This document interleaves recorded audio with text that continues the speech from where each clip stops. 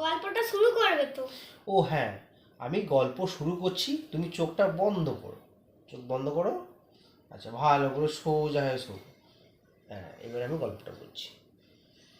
এক গ্রামে টুনটুন নামে একটা দুষ্টু বাচ্চা ছিল।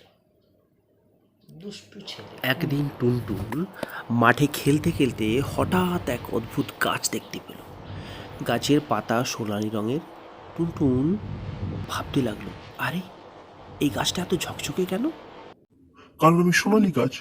তুমি যদি ভালো কাজ করো, আমি তোমাকে মিষ্টি দেবো। ও মা, এসে থেকে গাছ কথা বলে? তাহলে আমি দাদুর জন্য জল আনতে যাচ্ছি, সেটা কি ভালো কাজ হবে? হ্যাঁ, খুব ভালো কাজ হবে। বাহ, আজ তো তুমি বেশ ভালো ছেলে। কি ব্যাপার বলো তো দাদু ভাই? আর তো গাছ আমাকে মিষ্টি দেবে। টুনটুন আবার গাছের কাছে ফেরত যায়। তুমি তো ভালো কাজ করেছো, এই নাও 3টে মিষ্টি।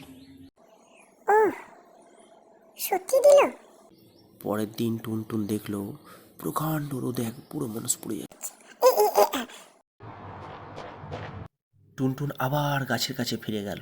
তাহলে যত ভালো কাজ করব তত মিষ্টি পাবো? হ্যাঁ, কিন্তু মনে রেখো, ভালো কাজের আসল মিষ্টি হলো সবার হাসি। টুনটুন এখন প্রতিদিন কোনো না কোনো ভালো কাজ করে, আর গাছের মিষ্টি নয়, মানুষের খুশি দেখে সে খুবই খুশি আর গর্বিত হয়ে ওঠে।